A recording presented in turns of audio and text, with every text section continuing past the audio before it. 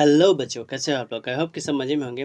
आज हम लोग करने वाले हैं जेसीईआरटी के द्वारा क्लास 9 का सामाजिक विज्ञान का जो मॉडल क्वेश्चन पेपर उतारा गया है, मॉडल प्रश्न पत्र, वो भी एमसीक्यू में 2022-23 के लिए आज हम लोग करेंगे उसको सॉल्व। इसमें समय आपको दिया जाएगा 1.5 घंटा, मार्क्स रहेगा 40 और क्वेश्चन भी रहेगा आपके पास 40। कुल प्रश्नों की संख्या जो रहेगा 40 और सबको उत्तर देना अनिवार्य है। हर एक के लिए आपको 1-1 मार्क्स करके मिलेगा।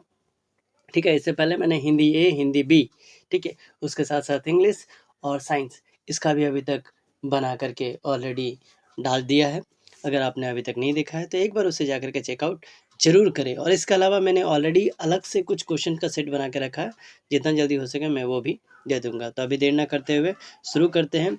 सोशल साइंस का क्लास 9 का 12 अप्रैल को जो एग्ज़ाम होने वाला है उसका मॉडल क्वेश्चन पेपर, ये बहुत इंपॉर्टेंट है। बहुत सारे क्वेश्चन इससे आपके जरूर लड़ेंगे। ठीक है, तो चलिए देर ना करते हुए शुरू करते हैं। नंबर 1 में दिया गया है फ्रांस की क्रांति का अग्रदूत किसे कहा गया है। तो जब फ्रांस की क्रांति अगर रहेगा तो आप आंख बंद करके एक ठो में मारोगे, वो है रूसो। ठीक है, दूसरा नंबर है निम्न में से किन वस्तुओं पर अप्रत्यक्ष कर लगाया गया था। अप्रत्यक्ष मतलब इनडायरेक्ट, किस पे से लगाया गया था। तो ये हो जाएगा आपका नमक और तंबाकू पे।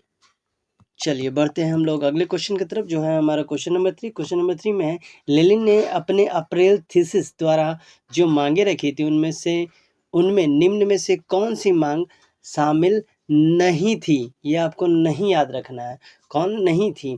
तो कौन सा नहीं थी, तो ये उद्योगों को मजदूरों के हवाले किया जाए, ऐसा वो कभी नहीं चाहते थे। चौथा नंबर है रूस के स्थानीय स्वशासी संगठन क्या कहलाते हैं। जब रूस रहेगा तो रूस के साथ आप एक ठो को जोड़ोगे, वो है सोवियत। ठीक है, तो इसका हो जाएगा सोवियत। बढ़ते हैं हम लोग अगले क्वेश्चन की तरफ, जो है हमारा क्वेश्चन नंबर 5। क्वेश्चन नंबर 5 में है धुरी शक्तियाँ किन देशों को कहा जाता है। धुरी शक्तियाँ, जर्मनी, फ्रांस, रूस, या जर्मनी, ऑस्ट्रिया, तुर्की, या इटली, जर्मनी, या जापान, या ब्रिटेन, फ्रांस, रूस। तो इसका सही आंसर हो जाएगा सी नंबर, जर्मनी, इटली और जापान। ये वर्ल्ड वार फर्स्ट का कहानी है जो 1914 से लेकर 1918 तक चला था। उस समय इनका अस्तित्व आया था। 6 नंबर है किस संधि द्वारा जर्मनी पर कठोर एवं अपमानजनक शर्तें थोप दी गई थी, यानी जबरदस्ती का लाद दिया गया था। तो इस संधि का नाम है सी नंबर, वार्शराय की संधि। ठीक है, 7 नंबर है 1864 में यानी 1864 में किसने भारतीय वन सेवा की स्थापना की। तो भारतीय वन सेवा का स्थापना करने का जो श्रेय है वो ब्रांडिस को जाता है। 8वां नंबर है कलांग कौन थे। तो कलांग कौन थे, तो ये कुशल लकड़हारे थे। ठीक है, कलांग कौन थे, तो ये कुशल लकड़हारे थे। 9 नंबर में दिया गया है बुग्याल क्या है। बुग्याल क्या है, तो ऊंचे पहाड़ों पर स्थित घास के जो मैदान है उसको हम लोग बुग्याल के नाम से जानते हैं। 10 नंबर है दुनिया की आधी से ज़्यादा चरवाहा आबादी कहाँ रहती है। तो जहाँ चरवाहा आबादी वहाँ रहेगा जहाँ घास ज़्यादा रहेगा। तो इसके लिए आपको कहाँ जाना होगा, तो चलिए चलते हैं अफ्रीका। अफ्रीका में, यानी ऑप्शन नंबर डी हो जाएगा। 11 नंबर दिया गया है निम्नलिखित में से कौन समकालीन दुनिया में सरकार का सबसे लोकप्रिय रूप है, यानी जिसको सब मानते हैं। तो सैन्य किसी को नहीं चाहिए, तानाशाही किसी को चैन नहीं चाहिए, राजतंत्र किसी को नहीं चाहिए। तो फेमस जो है वो है लोकतंत्र। आज हर अगला लोकतंत्र की दुहाई देते हुए आपको नजर आ जाएगा। 12 नंबर है इनमें से कौन सा तर्क लोकतंत्र के पक्ष में नहीं है, जो लोकतंत्र का पक्ष को नहीं देता है। लोकतंत्र नागरिकों का सम्मान नहीं बढ़ाता है। ठीक है, ये जो डी नंबर है ये इसमें आ जाएगा। मतभेद का टकराव ये है, लोकतांत्रिक सरकार ज़्यादा उत्तरदायी है, ये भी है, ये भी है, खाली ये चौथा जो है वो ऑप्शन आपका नहीं है। 13 नंबर है संविधान की आत्मा किसको कहा जाता है। संविधान का आत्मा यानी उसको वो नहीं तो कुछ नहीं। तो ये जो है आपका ए नंबर, यानी प्रस्तावना को संविधान का आत्मा कहा जाता है। सॉरी, 14 नंबर दिया गया दक्षिण अफ्रीका का लोकतांत्रिक संविधान बनाने में इनमें से कौन सा टकराव सबसे महत्वपूर्ण था। लोकतांत्रिक संविधान बनाने में कौन सा टकराव सबसे महत्वपूर्ण था, तो ये था सी नंबर, गोरे अल्पसंख्यक और अश्वेत बहुसंख्यकों का। ठीक है, जो गोरे लोग थे वो गिने चुने जो गोरे रंग के नहीं थे उनके ऊपर अत्याचार कर रहे थे। 15 नंबर दिया गया, झारखंड विधानसभा में सीटों की संख्या कितनी है? तो सीटों की संख्या ज़्यादा नहीं है, वो 82 है, जिसमें से 81 जो है वो निर्वाचित है और 1 जो है वो मनोनीत वाला है। 16 नंबर है, राष्ट्रीय मतदाता दिवस कब मनाया जाता है? तो ये बस आप याद रखना 25 जनवरी, 26 जनवरी के ठीक एक दिन पहले हम लोग मनाएंगे राष्ट्रीय मतदाता दिवस।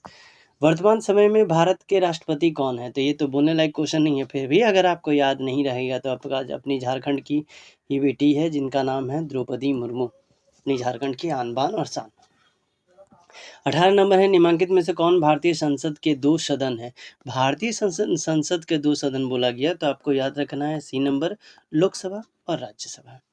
ठीक है, चलिए बढ़ते हैं नेक्स्ट क्वेश्चन की तरफ, जो है 19 नंबर में दिया गया है, संगठन और संघ बनाने की स्वतंत्रता किस मौलिक अधिकार के अंतर्गत आता है? जहां आप संगठन बना सकते हैं, तो ये है आपका स्वतंत्रता के अधिकार के अंदर में आता है। समानता में नहीं होगा, धार्मिक में नहीं होगा और शोषण के खिलाफ नहीं होगा। 20 नंबर दिया गया है, निम्नलिखित में से कौन मौलिक अधिकारों में नहीं आता है? तो जातिगत भेदभाव का अधिकार जो है ये आपका मौलिक अधिकार में नहीं आता है। 21 नंबर दिया गया, भारत का क्षेत्रफल विश्व के क्षेत्रफल का कितना प्रतिशत है? यानी हम लोग विश्व का कितना है, हम लोग विश्व का 2.4% है, यानी 2.4%, 2.4। 22 नंबर है, निम्नलिखित में से कौन हमेशा बर्फ से ढका रहता है? यानी कौन हमेशा बर्फ से ढका रहता है? तो इसके लिए तो आपको जाना पड़ेगा हिमालय पे, तो महान हिमालय जो है वो बर्फ से हमेशा ढका हुआ रहता है। 23 नंबर, उत्तरी मैदान किन नदियों से बना है? तो जब हम उत्तरी मैदान का बात करेंगे तो कुछ फेमस नदियों को काउंट करेंगे, वो होना चाहिए गंगा, सिंधु और ब्रह्मपुत्र। तो आपका आंसर हो जाएगा डी नंबर। 24 नंबर दिया गया है, प्रायद्वीप नदियाँ होती है, ठीक है, प्रायद्वीप की जो नदियाँ हैं वो क्या होती है? सदा जल प्रवाही, ग्रीष्म जल प्रवाही, वर्षाकालीन जल प्रवाही या सदा सूखी? तो प्रायद्वीप नदियाँ जो है वो वर्षाकालीन जल प्रवाही की संख्या में आता है। ठीक है, 25 नंबर आपका दिया गया है, निम्नलिखित में से कौन सी लवणीय जल वाली झील है? इसमें लवण का मात्रा होता है तो वो है सांभर, इडली डोसा वाला नहीं है। 26 नंबर, निम्नलिखित में से कौन जलवायु को प्रभावित करने वाला कारक नहीं है? तो जलवायु को कौन प्रभावित नहीं करता है? तो मौसम का जो समाचार है वो कहीं जलवायु को प्रभावित करे। ठीक है, 27 नंबर है, भारत में मानसून का आगमन कब होता है? तो भारत में जो मानसून का आरंभ है वो आपका जून के प्रारंभ में हो जाता है। 28 नंबर है, नागफनी किस वनस्पति क्षेत्र में पाई जाती है? तो नागफनी आपको चाहिए तो उसके लिए जाना पड़ेगा कटीले वन और झाड़ियों वाले क्षेत्र में।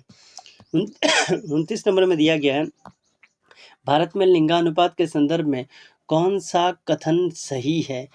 तो महिलाओं की संख्या पुरुषों से अधिक, आज ये हो गया है। 30 नंबर, जनसंख्या में होने वाले परिवर्तन की क्रियाएं कौन सी है? तो जनसंख्या में परिवर्तन की जो क्रिया है, जन्म दर, मृत्यु दर, प्रवाह, सारा का सारा तो की वजह से जनसंख्या इफेक्ट होता है, तो ये हो जाएगा आपका डी नंबर, यानी उपरोक्त सभी। 31 नंबर है, उत्पादन में पहली आवश्यकता क्या है? तो उत्पादन में पहली आवश्यकता जो पूछा गया है, तो आपको फैक्ट्री लगाना है तो किस पे लगाओगे? हवा पे नहीं, आपको उसके लिए चाहिए भूमि। तो पहली आवश्यकता जो है वो आपको भूमि की जरूरत पड़ेगी, बिना भूमि का आपसे नहीं होगा।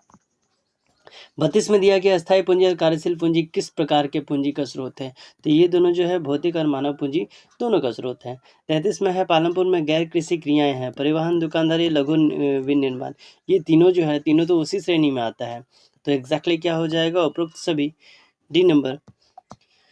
34 में दिया गया है, किस प्रकार की जनसंख्या अर्थव्यवस्था के लिए बड़ी संपत्ति है? तो साक्षर एवं स्वस्थ जनसंख्या, क्योंकि आज अगर भारत पढ़ेगा तो ही तो आगे बढ़ेगा और इसके लिए आपको शरीर स्वस्थ होना बहुत जरूरी है, इसलिए शरीर को स्वस्थ रखते हुए अपने पढ़ाई पे आपको खास ध्यान देना चाहिए।